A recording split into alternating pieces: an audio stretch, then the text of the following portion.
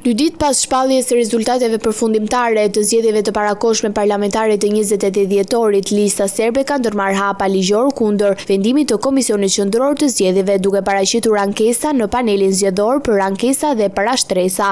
Ankesa lidhet me mosmiratimin e listës së kandidatëve të kësaj force politike, vendim që sipas saj cënon të drejtën e përfaqësimit të komunitetit serb. Përfaqësuesi i listës serbe, Igor Simić, përmes një deklarate për mediat, e ka cilësuar vendimin e KQZ si të anti-serb dhe diskriminuese. Ai ka theksuar se institucioni zgjedhor sipas tij ka mohuar 42.759 vota të qytetarëve serb, duke tentuar të pegojë zgjedhjen e përfaqësuesve të tyre në kuvend. Ndërkohë, zhvillimet kanë tërhequr vëmendje edhe te misionet e OSBE në Kosovë, i cili ka bërë të ditur se monitoron nga afër situatën. Në reagimin e tij, misioni ka theksuar rëndësinë e respektimit të plotë të standardeve ndërkombëtare zgjedhore, duke kërkuar publikim transparent dhe gjithëpërfshirës së rezultateve, si garanci për siguri juridike dhe trajtim të barabartë për të gjithë subjektet politike. Vendimi për mosmiratimin e listës së kandidatëve të listës serbe u mor nga anëtarët e KQZ-s gjatë mbledhjes së 30 janarit. Sipas votimit, 3 anëtar votuan pro miratimit, 2 kundër, ndërsa pjesa tjetër